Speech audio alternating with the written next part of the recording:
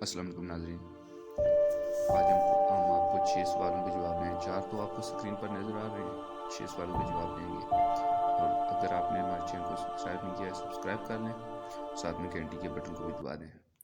اگر کوئی شخص کم بولتا ہے مگر جب بولتا ہے تو اگر تیزی سے بولے تو وہ شخص اپنے اندر کچھ راز رکھتا ہے۔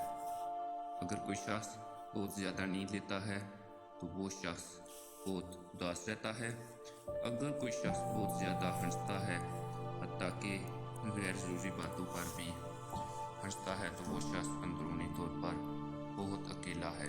اگر کوئی شخص روتا نہیں ہے تو وہ شخص اندرونی طور پر کمزور ہے۔